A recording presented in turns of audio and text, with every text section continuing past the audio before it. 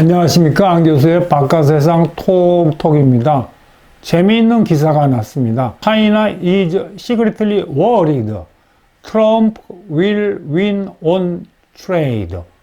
그러니까 미중 간의 무역 전쟁에서 트럼프가 이길 것 같다. 그러면서 은밀하게 지금 베이징 내부에서는 두려워하는 겁니다. 트럼프 광풍을. 하연인지기 이렇습니다. 이 기사는 월스트리트 저널에 난 건데 이 기사를 쓴 기자가 시진핑 최측근, 트럼프 최측근에서 흘러나온 말을 이렇게 수집해갖고 기사를 썼는데, 작년 가을에 트럼프 대통령이 당선되니까 시 주석이 최측근 보좌관한테 야, 미소 냉전, 소비에트하고 미국하고 냉전이 어떻게 진행됐는지를 분석해갖고 보고하라고 지시했답니다. 그래갖고 이제 이 아랫사람들이 분석을 해갖고 보고를 했는데 결론은 슈퍼 파워들 사이의 격돌이 너무 극단으로 치달으면은 소비에트 스타일 아이솔레이션으로 망한다. 이런 결론입니다.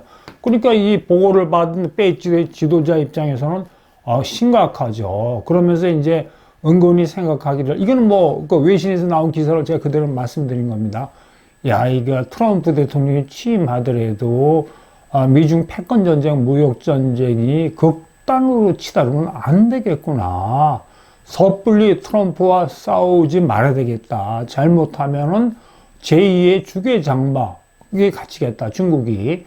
그렇기 때문에 가능한 한 이렇게 트럼프하고 빡세게 붙는 이런 상황은 피해야겠다고 생각했답니다. 이게 이제 은근히 걱정한다는 이야기죠. 근데 이게 일이 잘 풀리질 않아요. 이게 베이징이 직면한 난감한 트럼프 딜레마입니다. 트럼프 2기의 팀들이 이거 지금 베이징의 입장에서 보면 아주 똘똘 뭉친 이렇게 초강경 매파들만 있는 겁니다. 잘 보십시오. 이 민주당 행정부의 그 국무장관은 블링켄이었습니다. 이 사람은 직업 외교관이에요. 근데 여러분, 외교관은 평소에 뭐 하는 거죠? 해외 왔다 갔으면서 협상하고, 외교관의 기본적인 임무는 어떤 미국과 다른 나라 간의 갈등을 완화시키는 중재자 역할을 하는 겁니다. 그렇기 때문에 블링켄 국무장관은 취임 중에 베이징 여러 번 갔어요. 그래서 미중 간의 갈등을 좀 대화로서 해결하려고 하고 워싱턴과 베이징 간의 소통 채널을 열어놨습니다. 또 비슷하게 앨런 재무장관 있지 않습니까? 이 앨런 재무장관도 취임 중에 그 대중 차이나 매파가 아니었어요. 왜냐면 재무장관은 인플레이션을 제일 싫어하거든요. 근데 중국에 대해서 관세를 많이 매기면 미국의 물가 상승률이 높아지니까 베이징을 여러 번 날아갔어요. 앨런 장관도. 그러니까 어떻게 하면 이제 중국을 잘 다스려고 갖고 이렇게 극단으로 치달지 않을까 생각하고, 제라르 캐슬린 타인 USTR 저분 보세요. 아주 착하게 생겼잖아요. 진짜 착하게 USTR 대표를 4년 동안 했어요. 그 다음에 이제 딱 한 명 내파가 지나 레이몬드 상부장관이 좀 강하게 나갔죠. 그런데 이제 지금 집권 2기는 수장인 루비오 국무장관. 저 양반 초강경 아니고 초강경 차이나 매파입니다. 상원 의원으로 있으면서 100건 이상의 차이나 배싱하는 법안을 맹긴 사람이에요. 그 다음에 이제 베센트 재무장관, 러트릭 상무장관인데 저 두 사람 문제가 백만장자도 아니고 억만장자예요. 그 다음에 그 아래에 있는 사람이 그리어 USTR 그 대표인데, 이 사람은 그 유명한 베이징의 입장에서 악명 높은 로버트 라이트하이저, 트럼프 집권 1기 때 관세 폭탄을 설계한 라이트하이저의 수제자입니다. 그러니까 이게 힘든 매파들만 들어섰는데 1기 때 트럼프 팀보다 더 단호하고 디터민드하고 집중적으로 차이나를 배신하려고 씩씩거리 낸 겁니다. 그리고 두 번째 문제는 이 사람들이 한결같이 트럼프 보이라는 겁니다. 1기 때는 그래도 트럼프에 대해서 반기도 들고 직언도 하고 생각이 다른 장관들이 많았어요. 예를 들어서 매티스 국방장관은 트럼프한테 반기 들고 막 사임하고 그랬는데, 예를 들어 헤그세스 그 신임 국방장관은 장군도 아니고 영관급이에요. 완전 트럼프의 화신입니다. 모든 이 트럼프 팀이 트럼프의 화신으로 일사불란하게 뭉쳐갖고 차이나 배싱하고. 근데 이제 베이징에서 제일 큰 문제는 접근이 안 되는 겁니다. 트럼프 핵심 팀은 접근이 안 됩니다. 옛날에는 접근이 됐어요. 왜냐하면 미국의 워싱턴에 로비스트가 10만 명 정도 된다 그럽니다. 그래갖고 이제 뭐 이 친중 로비스트도 많고 이제 미국의 싱크탱크 있지 않습니까? 저도 이제 워싱턴에 있으면서 이 싱크탱크들하고 접촉해봤는데, 싱크탱크는요, 일단 이 돈을 주면서, 연구 자금을 주면서, 무슨 뭐 차이나고 미국 간에 무역을 원활하게 하는 방안, 싸우지 않게 하는 방안 연구하라고 하면 돈 받고 연구해갖고 세미나 해주고 미 의회 같은 데 로비해주고 그래요. 그러니까 지금까지는 차이나가 차이니스 머니로 싱크탱크 친중 로비스트를 기용해가지고 핵심 팀에 들어가서 많이 미국의 정책에 영향력을 미친 건데, 그 단적이니까 저 신문기사 보면 하웨이를 집중 배싱하니까 하웨이가 워싱턴 DC에 로비스트를 고용해갖고 이걸 바꿔보려고 노력하다가 미국이 하도 강하게 나오니까 결국은 로비스트 쓰는 거를 포기하고 철수했다는 기사가 나올 정도로 아주 이 차이나가 지금까지 로비스트를 해왔는데, 작년까지 당선인에 그 차이나가 여러 개 델레게이션을 보내갖고 좀 접근해 보는데 전혀 접근이 안 되는 거예요. 그리고 여러분, 이 로비스트하고 이 미국의 장관들하고 관계 있잖아요. 요건 제가 워싱턴에 있으면서 제가 잘 내막을 아는데, 예를 들어서 한국 장관이 한미 간에 급한 일이 있어 워싱턴에 출장 가서 미국의 예를 들어 상무장관이나 재무장관을 만나려고 그러면 보통 미국에서는 한 3개월, 5개월 전에 미리 그 약속을 해놔야 되지, 한 달 이내에 못 만나요. 로비스트, 우리 한국 측에서 고용한 여러 개 로비스트 회사들이 있거든요. 로비스트를 동원하면 정확히 미국 장관을 불러내더라고요. 그래서 제가 이제 좀 친해진 로비스트한테 물어봤어요. 그리고 참고로 미국의 로비스트는 대개 연방 공무원의 고위직을 하든지 미국 미의회 출신입니다. 어떻게 그 바쁜 장관을 끌어내느냐. 그러니까 이렇게 얘기하더라고요. 절대 돈 주고 그런 돈고리는 절대로 없는데, 이렇게 서로 보이지 않는 미략이 되어 있다. 이 장관의 친척을 로비스트 회사에 취직시키든지, 그 장관도 언제 관두잖아요. 그러면 그 로비스트 회사에 자기도 취직하는 거예요. 근데 이렇게 볼 때, 저기 있는 베센트 재무장관, 러트크릭 상무장관 억만장자니까 이런 식으로 해서 로비스트들이 접근을 못하는 거죠. 그 다음에 두 번째 베이징의 트럼프 딜레마는, 집권 이길 때 한번 싸워봤잖아요. 시 주석이 트럼프 대통령하고. 거기서 쓰라린 교훈을 얻은 겁니다. 일반적으로 중국은 미국에 대해서 강경하게 대응을 했어요. 단적인 예를 하나 제가 말씀드리면, 마이크로소프트가 이제 미국의 USTR로 쏘신 겁니다. 야, 중국에 너무 이 복잡한이 많으니까 이거 스페셜 301조로 때리자 그랬거든요. 그러니까 베이징이, 그러니까 미국이 우리는 스페셜 301조로 무역 보복을 해? 그러면 우리가 미국에서 구입하기로 한 보잉 항공기 수십 대 안 사겠다고 그런 겁니다. 미국의 통상 정책은 로비스트 영향을 많이 받아요. 마이크로소프트도 워싱턴에 로비스트를 데리고 있고, 보잉도 로비스트를 데리고 있는데, 보잉이 로비스트의 영향력이 크죠. 그러니까 이제 중국이 10배, 100배 막 난폭하게 대응하면 여태까지 미국이 쓱쓱 물러섰거든요. 그런데 요번에 일기 무역전쟁에서 해보니까, 이게 트럼프는 다른 거예요. 제가 일기 무역전쟁이 어떻게 베이징이나 기가 질렸는지 트럼프 대통령에서 구체적으로 한번 말씀을 드리겠습니다. 2018년 3월 23일 날 트럼프 대통령이 취임하고나서 철강 등 중국 제품에 대해서 25% 관세를 확 때렸습니다. 중국이 4월 2일 날 한 열흘쯤 지나갖고 대응 보복을 한 거예요. 항상 중국이 해온 식으로 한 106개 품목. 트럼프 대통령은 철강하고 알루미늄 2개 품목 되는데, 중국이 역시 10배, 100배 이런 식으로 106개 품목 미국의 돼지고기 과일 중에서 뗀 겁니다. 왜냐면 미국이 농산물 수출에 대해서 이제 취약하거든요. 미국의 농산물 축산물 수출업자의 워싱턴 로비력이 아주 강해요. 우리 딱 때리니까 트럼프 대통령이 4월 4일입니다. 베이징이 때려 그러면서 460억 불, 약 1,300개 정도의 중국산 물건에 대해서 관세를 25%또 뗀 겁니다. 그러니까 이제 중국도 질 수가 없죠. 하루가 지난 4월 4일 날 128개 품목, 이것도 이제 미국이 굉장히 대두 자동차 항공기에 대해서 꽝 뗀 겁니다. 두 번 미국이 때리고 차이나가 두 번 즉각 반발했거든요. 7월 6일에 트럼프 대통령이 또 818개 품목에 관세 빵 떼는 거예요. 세 번째 트럼프가 떼니까 중국도 뭐 그 다음날 그냥 기다렸더니 또 545억 품목에서 관세 대응을 했거든요. 이게 3차, 4차, 8월 23일 날 또 트럼프 대통령이 또 때리니까 8월 20일 같은 날 베이징도 때린 거예요.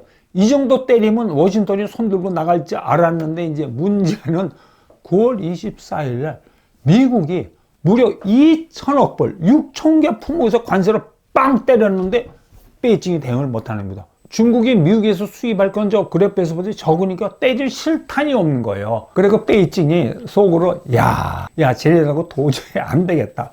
특히 이제 트럼프 대통령은 도저히 안 되겠다. 그러면서 이제 협상을 해가지고 결국은 2020년 1월 16일 날 백악관에서 제1차 미중 무역 합의를 했거든요. 그러니까 중국이 실질적으로 100개 항복한 거예요. 우리가 뭐 이렇게 무역 적자를 해소하기 위해서 미국으로부터 엄청나게 많은 걸 사줄게 이렇게 약속을 한 거였는데 저기 트럼프 대통령은 활짝 웃고 있는데 저 앞에 류호 부총리 표정 보세요.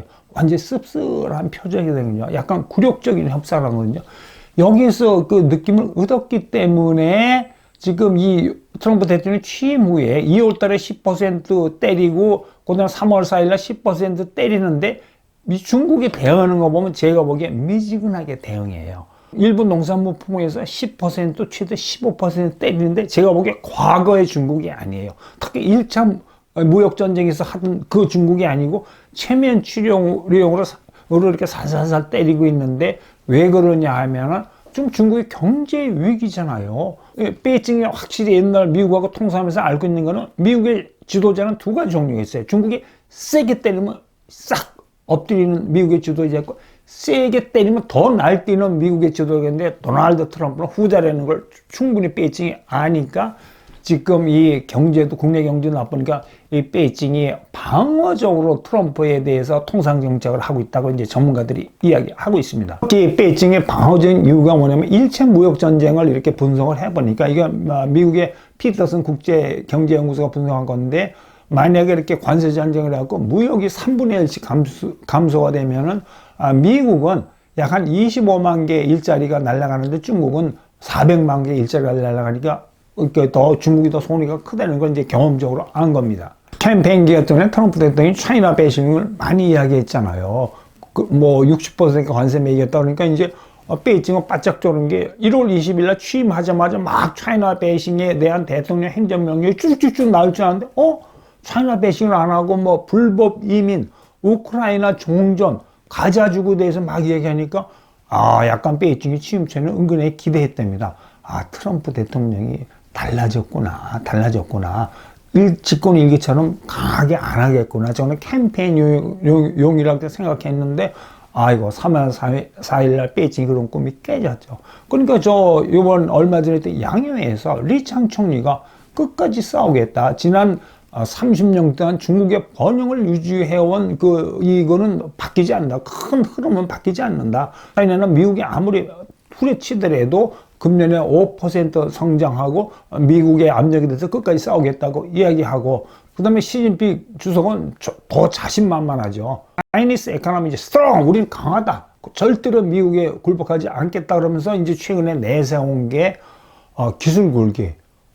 근데 뭐 해피한 기술기가 하나 있죠. 뭐 딥시크 때문에 요새 베이징 양회에서 보면 뭐 인공지능 성공신화 때문에 아주 들떠 있습니다. 하면 된다. 그러니까 이게 또 뭐라고 그러냐면 미국이 아무리 기술 갖고 우리를 후려쳐도 셀프 리라이언스, 그다음 군사력 강하고 그다음에 이 CCP의 어떤 경제나 사회든 그립을 강하고 하고 있는 겁니다.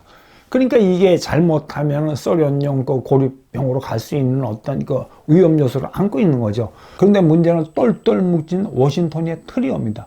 재무장관, 상무장관, USTR이 씩씩거리는데 뭐 필요없이 관세 60%까지 때리겠다는 거예요. 지금은 10%, 10% 되는 건 간만 봐준 거라는 이겁니다. 너 이렇게 방심하지 말라.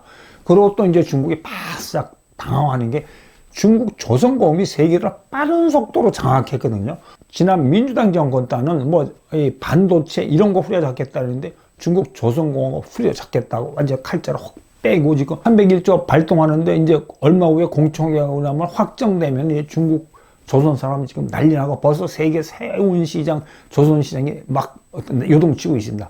그 다음에 이제 여태까지 그 중국이 특히 멕시코하고 베트남으로 투자해갖고 우회 수출하는데 이것도 이제 후려쳐서 잡겠다고 난립니다. 근데 이제 트럼프 대통령이 지금 느긋하대요. 애가 타는 거는 시진핑 주석인데 펜은 자기가 갖고 있다고 트럼프 대통령이 알고 있는 겁니다. 왜냐면 소 해피하게 상원하고 하원까지 장악했잖아요. 국무장관, 재무장관, 상무장관, USDR 대표 띄워서 악역을 하려는 거죠. 차이나한테 아주 강경하게 나오는 배드보이 역할을 하고 자기는 이제 뒤에서 이렇게 차이나에서 당근과 채찍을 휘두르면서 주석하고 협상은 서두르지 않겠다. 시 주석은 마이 프렌드다. 그 다음에 통큰 친구이기 때문에 나하고 협상 템플에 앉으면 잘할 거라고 이렇게 살살 또 간을 보고 있는 겁니다. 푸틴 간 보는 거하고 비슷해요. 근데 이제 이 트럼프 팀의 정책이 벌써 슬슬 효과를 발휘하잖아요. 파나마 운하 되찾았죠. 그 중국 기업이 허지슨 그룹이 지배하던 파나마에 항구 2개 이렇게 미국 기업이 인수해갖고 파나마가 1대1 내에서 후퇴했잖아요. 멕시코 막 후려쳤잖아요. 근데 캐나다는 미국이 후려치니까 지금은 신임 거 보수 정권이 아까 미국과 끝까지 싸우겠다는 캐나다 애국주의 난리인데 멕시코의 셰인바움 대통령은 약간 다른 스탠스를 취하고 있습니다. 미국이 25% 관세 매기겠다는 거를 한 달간 연기해 주니까 땡큐 그러면서 이 언론에 대고 중국에서 수입하는 관세를 멕시코 정부가 한번 검토해서 높이겠다. 왜냐하면 우리 멕시코의 대중 수입품에 대한 관세율이 너무 낮기 때문에 멕시코 신발 산업과 직물 산업이 초토화됐다 그러면서 약간 관세를 높일 의사를 보이는 거예요. 이게 무슨 전략이냐면 이 트럼프 대통령이 지금 중구난방 이거 무슨 일관성이 없는 것 같은데 미국의 파트너를 자극해가지고 차이나를 압박하는 전략입니다.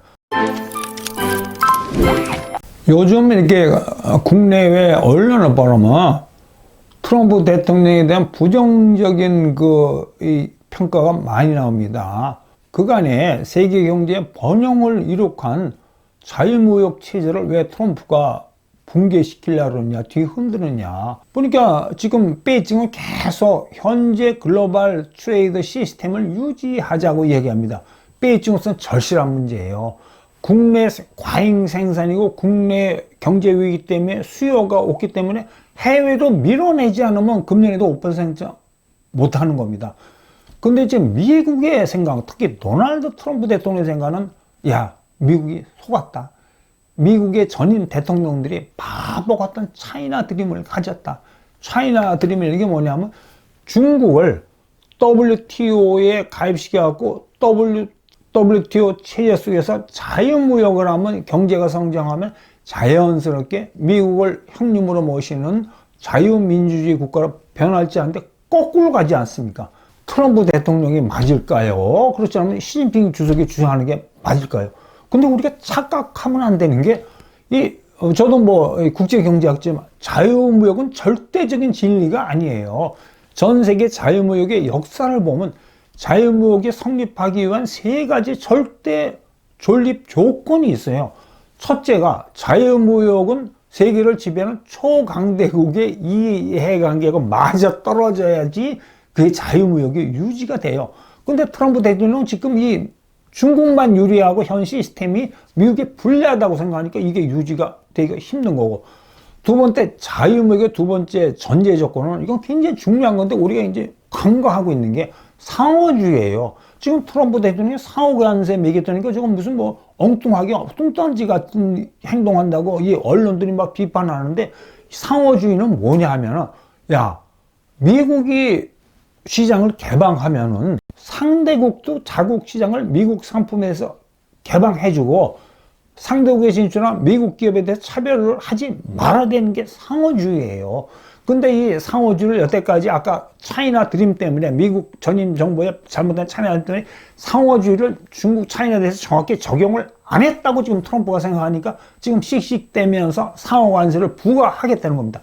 70년대나 80년대까지만 해도 프리 트레이드 시스템이라는 단어를 썼는데 요새는 페어 트레이드라는 단어를 많이 썼습니다. 프리 트레이드하고 페어 트레이드의 차이점은 뭐냐면 프리 트레이드는 아까 말한 상호주의고 나발이고 그냥 무조건 시장 개방하는 거예요. 그러니까 지금 베이징이나 시진핑 주석이 생각하는 과거의 고전적인 프리 트레이드로 생각하고 있는 거예요. 근데 지금 미국이나 이 선진국의 생각은 페어 트레이드야. 상대국이 불공정 무역 관행하고 상호주의를 안 지키면 얼마든지 자유무역 체제를 흔들 수 있다고 생각하는 거죠. W 체제에서 이게 차이나를 저렇게 방치해가지고 차이나의 경제력, 수출, 군사력이 10배나 땀을 증가했는데 거기서 미국의 일자리는 저렇게 휙 떨어지지 않느냐. 이게 미국이 손해보고 중만 유리하게 하는 자유무역 체제라고 이렇게 이야기하고 있습니다. 한국 경제의 신화를 잘하는 여러분들은 이런 궁금할 거예요. 야, 그럼 우리나라가 60년대, 70년대 고도 성장할 때는 여기서 말한 페어 트레이드 코리아가 했고 상호주의를 미국에서 지켰냐? 안 지켰어요. 우리가 솔직히 이야기하면 그렇습니다. 야, 그럼 미국이 왜 지금 차이나 배신하는 식으로 코리아를 후려치지 않았느냐? 동서냉전의 덕을 우리가 봤어요. 이 미국의 통상 역사를 보면 60년대, 70년대 한국의 신발산업, 철강조선이 막 미국에 들어갈 때 미국의 비즈니스 업계에서 좀 규제해달라. 그리고 또 미국 자동차나 미국 그 가전제품이 한국의 코리아에 들어가려면 관세 장벽이 높다 그럴 때 이 미국 정부 부처에서 미 국무성하고 미 상무부나 이런 쪽하고 이 파워 게임을 했어요. 부처 내에. 그럴 때는 안보를 담당하는 국무성의 파워가 셌대요. 미 업계의 이익을 대표하는 상무성 파워보다 국무성 파워가 셌답니다. 그러면서 뭐라고 했냐면, 야, 저 코리아 그냥 놔도 이 세계 지도로 봐. 동서냉전 시대에 붉은 소비에트, 붉은 차이나 앞에서, 그러니까 붉은 노스코리아 앞에서 그냥 최전선에서 싸우는 자유주의 국가인데 저 불쌍한 나라 아니냐. 그 나라한테 그냥 이 싸구려 물건 맹기라고 미국 시장에 들어오도록 하는 게 우리가 한국에 원조 주는 효과가 있다. 그러니까 너희들 이렇게 미국 기업들 너무 코리아에 대해서 불평하지 마. 저거는 원조 준다고 생각해. 이런 식으로 묶어놨어요. 그러니까 약간 우리가 이 동서냉전에 반사적인 이익을 본 거는 사실입니다. 오늘은 여기까지 하겠습니다. 여러분 오늘 하루 원더풀 하십시오. 대한민국도 원더풀입니다. 감사합니다.